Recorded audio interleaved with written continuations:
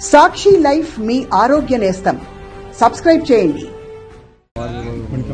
MLA Mondithoka Jaganmohan Rao గారు ఆయన యొక్క అభ్యర్థన మేరకు ఈ పెండ్యాల గ్రామంలో దాదాపు 70 లక్షల రూపాయల అభివృద్ధి పనులకి వాళ్ళ ఎంపీ నిధుల నుంచి శంకుస్థాపన ఎమ్మెల్యే గారు చేశారు.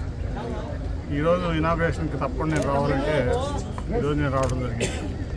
6 సీసీ రోడ్లు, ఒక్కొక్కటి 5 లక్షల వాల్యూ, ముఖ్యంగా బీసీ కాలనీలో అట్లాగే ఎస్సీ కాలనీలో 6 సీసీ రోడ్లు ఎమ్మెల్యే గారి అభ్యర్థుల మేరకు ఇక్కడ శాంక్షన్ చేస్తే ఆ రోడ్లు మంచిగా నిర్మాణం పూర్తయి ఇవాళ మనం ఇనాగ్రేట్ చేసుకున్నాం.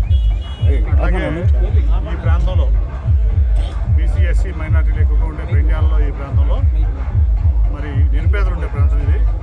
ముఖ్యంగా తాగునీటికి ఇబ్బంది పడతారని చెప్పి ఎమ్మెల్యే గారు చెప్పగానే 28 లక్షలతో ఈ 40,000 లీటర్ల కెపాసిటీ వాటర్ ట్యాంకు, అట్లాగే దీనికి వాటర్ ఫెసిలిటీ మనకు కృష్ణానది నుంచి పంపింగ్ కోసం దానికి కూడా మళ్ళీ ఇబ్బంది అయితే అక్కడి నుంచి షాలో ట్యాంక్ చేసి ఇక్కడ ఓవర్ హెడ్ ట్యాంక్ పంపింగ్ నిమిత్తం 12 లక్షల రూపాయలు, అంటే 28 లక్షల రూపాయలు 40,000 లీటర్ల ట్యాంకు, అట్లాగే 12 లక్షల రూపాయలు అక్కడ కృష్ణానది నుంచి ఈ ట్యాంకులోకి మున్నేరు నుంచి ఈ ట్యాంకులోకి నీరు వచ్చే విధంగా మొత్తం పైప్ లైన్ కానీ దానికి శాంక్షన్ చేసాం. మొత్తం పని పూర్తయింది. ఎమ్మెల్యే గారు ఈరోజు మంచిదని చెప్పి ఇవాళ ఓపెనింగ్ పెట్టారు. సో మొత్తం కూడా ఇక్కడ పెండ్యాల గ్రామానికి ఓన్లీ నా ఎంపీ నిధుల నుంచి ఎమ్మెల్యే గారు చేసిన పనులు, ఎమ్మెల్సీ గారు చేసిన పనులు చాలా వేరే ఉన్నాయి. ఈ పెండ్యాల గ్రామం అంటే ఎమ్మెల్యే గారికి చాలా విధంగా ఎంతో అభిమానం. స్కీమ్స్ తీసుకొచ్చినప్పటికీ ఇవాళ నవ నందిగామ అనే ఒక కార్యక్రమం తీసుకుని ఒక బృహత్తరమైన కార్యక్రమం. ఎందుకంటే ఒక ఊరిని ఎప్పటి నుంచో కూడా కొన్ని దశాబ్దాల నుంచి మరి ఒక కుగ్రామంగా ఉన్నటువంటి నందిగామని డెవలప్ చేయాలని ఒక లక్ష్యంతో ఎమ్మెల్యే గారు, ఎమ్మెల్సీ గారు ఇద్దరు కూడా కన్ఫర్మ్ కట్టుకున్నారు. మీరు చూస్తే నందిగామ నగరంలో, పట్టణంలో మరి సీఎం రోడ్ మీ అందరూ తెలుసు ఎప్పటి నుంచి ఉందో, దాన్ని బ్రహ్మాండంగా తయారు చేసేటువంటి ఒక ఘనత మరి ఎమ్మెల్యే గారు.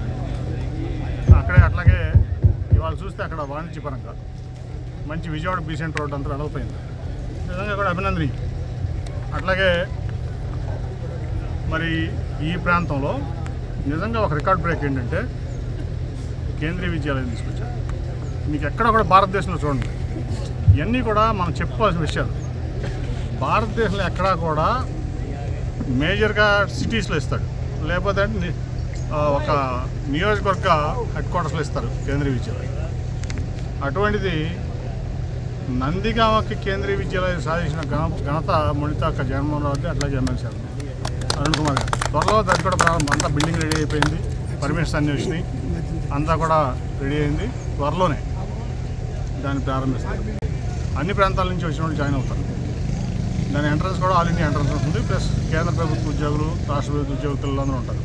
అంటే నందిగామ పిల్లలు కూడా, పేద పిల్లలు కూడా ఉన్నత స్థాయిలో, ఢిల్లీ స్థాయిలో చదువు రావాలనేది డాక్టర్ గారి యొక్క ఆశయం.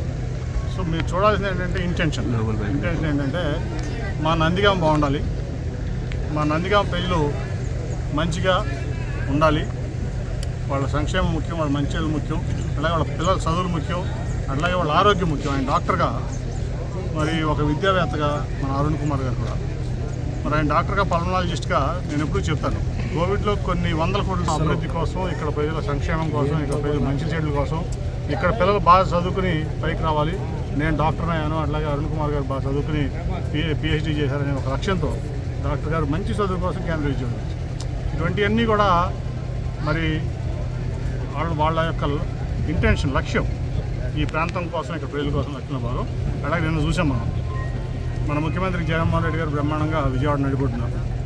అంబేద్కర్ గారి విగ్రహం 250 అడుగులు ఎత్తు. నేను ఈ దేశం అంతా చూసా, దళిత ముఖ్యమంత్రులు పాలించిన రాష్ట్రాలు చూసా, దళిత పార్టీలు పాలించిన రాష్ట్రాలు కూడా చూశాను. కానీ ఎక్కడా లేనటువంటి విధంగా బ్రహ్మాండంగా విజయవాడ నడిబొడ్డు, అంటే రాష్ట్ర నడిబొడ్డు. ఎక్కడో ఒకప్పుడు చూసేవాళ్ళం హరిజన వాడల్లోనో లేదా ఊరు బయట చాలలోనో అంబేద్కర్ విగ్రహాలు ఉండేవి. అటువంటి అంబేద్కర్ విగ్రహాన్ని రాష్ట్ర నడిబొడ్డున స్థాపించినటువంటి ఒక గొప్ప వ్యక్తి మన ముఖ్యమంత్రి జగన్మోహన్ రెడ్డి గారు. కాబట్టి ఎందుకంటే ఆయన కూడా నిరుపేద నుంచి వచ్చాడు, బాగా చదువుకున్నాడు.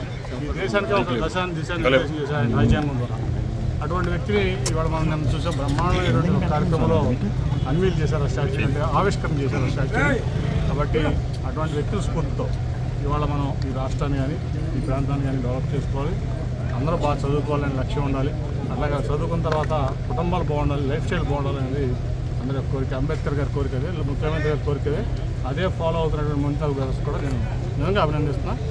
నేను నా గుండెల్లో చూసి మాటలు నోట్లో చూసి మాట్లాడలేదు, ఎప్పుడు కూడా చెప్తాను. మీ తరఫున సార్ 60% టీడీపీని ఖాళీ చేస్తున్నారు. నలుగురు కూడా రాలేదు ఆయనతో పాటు. రేపు 70% వైసీపీ ఖాళీ ఇవ్వబోతుంది. ఇప్పటికే 4 ఎమ్మెల్యేలు మాతో టచ్లో ఉన్నారని చెప్పి నిన్న కేసీఆర్ నాని గారు కంచిచర్లు వచ్చిన చిన్ని గారు మొన్న వీడియోలో చెప్పారు. కొంతమందిని ఇగ్నోర్ చేయడం బెటర్, అర్థమైందా? మీరు మీడియాలో అనవసరంగా రోతల హౌస్లు నడిపే వాళ్ళని, కాల్మనీ వ్యాపారస్తుల్ని, థియేటర్లని, డాక్టర్లని పెద్దవాళ్ళని చేయొద్దు. దయించి నాతో మాట్లాడచ్చు. నిన్న బాక్స్ ఓపెన్ చేసినాక 100% ఏది ఖాళీ అవుతుందో తెలుస్తుంది. సో అవన్నీ అనవసరంగా మాట్లాడుతుంది. ఉత్తర కుమారుడు అంటే గతంలో టీడీపీతో పాటు ఉన్న నాయకులతో ఇప్పుడు నేను అంతకుముందు టీడీపీలో ఉన్నాను, ఇప్పుడు వైఎస్ఆర్సీపీలో ఉన్నాను. ఎవరు ప్రాక్టీస్ ఆడుకుంటాయి. అంతేగాని ఇప్పుడు వాళ్ళు పార్టీకి పనిచేశారు, ఇక్కడ పార్టీకి పనిచేసే వాళ్ళు ఉన్నారు. మా ముగ్గురు ఇది నచ్చినది కానీ వచ్చేవాళ్ళు వస్తారు. నేను ఎవరిని కూడా బాగుంది. ఎందుకంటే ప్రజలంతా జగన్మోహన్ రెడ్డి గారు, ప్రజలు మొత్తం ఇవాళ జగన్మోహన్ రెడ్డి గారు కావాలన్నారు. సో దాంట్లో ఇప్పుడు నాయకులు చేసేది ఏం లేదు, పాత్ర చాలా తక్కువ, అదేనా? సో ప్రజలు ఒక పక్షాలు ఉన్నప్పుడు నాయకులు అనేది ఉంటారు. కొంత పార్టీ ఉంటుంది కానీ దానివల్ల పెద్ద ఇదే ఉంది. పక్క అంబేద్కర్ భారీ విగ్రహం నేను ఓపెన్ చేశాను. మీ సోదరులు తొలగకూడదు, ఆ గ్రామాలు వచ్చి దళితులపై దాడి జరగటని ఆందోళన. మనం రాజకీయాలు స్వచ్ఛంగా చేయాలి. మనం ఈ ప్రాంతంకి ఒక ప్రజాప్రతినిధిగా మనకు ఓటు వేశారంటే ఈ ప్రాంతం కోసం, ఇక్కడ ప్రజలు మంచి చెడు కోసం చూడాలి తప్ప అనవసరమైన బురదలు చల్లడం అనేది ఎవరైనా సరే, నేను చల్లకూడదు, అవతలడు చల్లకూడదు. ఈ ప్రాంతం కోసం నిజంగా ఎవరు తెచ్చారండి కేంద్రీయ విజయాలు? నేను కూడా తేలేదు. యాజ్ ఎంపీ నేను కూడా తేలేదు. సాధించారు కదా, సాధించారు కదా అండి. ఇప్పుడు సీఎం రోడ్డు ఎవరు చేశారు? మీరు చేశారు కదా. ఎన్నాళ్ళ నుంచి చూస్తాను మీరు అందరూ ఇక్కడ నందిగామ ప్రాంతం వాళ్ళే కదా. వాళ్ళు ఎప్పుడు ఎట్లా ఉంది రోడ్డు? విజయవాడ బీసీ రోడ్ లాగా ఉంది, అవునా కదా? ఇందాకే చెప్పాడు డాక్టర్ గారు, నాకు కూడా ఈ ముందే రోడ్డు పొలం ఉంది, మీరు బాగా చేస్తాను నందిగామ, రేపు నేను రిటైర్ అయితే ఇల్లు ఇక్కడే కట్టుకుంటాను నా పొలం అని చెప్పాడు డాక్టర్ గారు. అంత బాగా చేస్తాను నందిగామ, అదేనా? సో నేను అయినా కలిసి అట్లాగే అన్ని గారు కలిసి ఈ ప్రాంతం అభివృద్ధి, ఇక్కడ ప్రజలు మంచి చెడులు ధ్యేయంగా పనిచేస్తాం. జగన్ గారి లక్ష్యం కూడా తీర్చుకుంటున్నారు. అంటే తెలుగుదేశం పార్టీ ఇప్పటికే ఫుల్ అయిపోయింది. వైసీపీ నుంచి ఎమ్మెల్యేలు వచ్చినా, నాయకులు వచ్చినా ఖాళీ లేదు. అలాంటి వాళ్ళు మంచి వాళ్ళు వస్తే తీసుకుంటాం తప్ప ఎంతమంది వచ్చినా చంద్రబాబు అడిగింది చెప్పండి. సార్ బుద్ధ వెంకన్న టీడీపీ కోర్టుగా పనిచేశారు. మీరు టీడీపీలో ఉన్నప్పుడు వైఎస్ఆర్ కోర్టుగా పనిచేశారన్నారు. దాని గురించి మీరేమంటారు? చెప్పే కదా, కాల్మనీ వ్యాపారస్తుల గురించి నేనేం మాట్లాడుతాను. నువ్వు చంద్రబాబు గురించి మాట్లాడి చెప్తా, లోకేష్ గురించి మాట్లాడి చెప్తా. లోకేషే నా స్థాయికి నేను తక్కువ మాట్లాడాల్సింది. చంద్రబాబు గురించి అని మాట్లాడమని ఆయన మాట్లాడి చెప్పిన మీరు ఒకసారి కొంతమంది ఏంటంటే ఐడెంటిటీ కోసం మాట్లాడుతారు. ఇప్పుడు సపోజ్ నేను వెళ్ళి మోడీ గారి మీద మాట్లాడితే నాకు పాపులారిటీ వస్తుందని మాట్లాడతాను, కానీ నాకు మోడీ గారి స్థాయి కాదు కదా.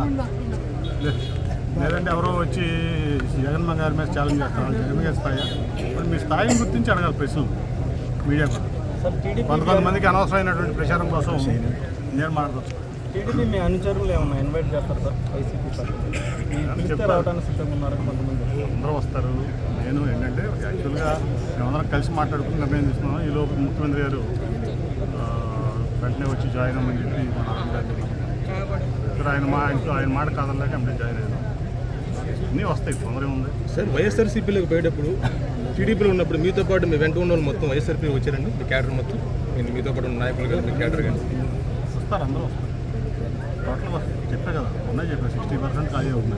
అది బాక్సులు తెలిసినా 100% కూడా తిరువురు ఎమ్మెల్యే కొక్కిలిగడ్డ రక్షణ నిధి మాట్లాడుతూ మొన్న ఈ మధ్య అన్నారు కదా సార్, దానికి సంబంధించి ఎంపీ గారు నేను తిట్టలేదు, చంద్రబాబు నాయుడు గారు నేను తిట్టలేదు, అందుకే నాకు సీట్ ఇవ్వలేదు జగన్మోహన్ రెడ్డి గారు అన్నారు కదా. ఏమన్నారు కూడా నేను చూడలేదు.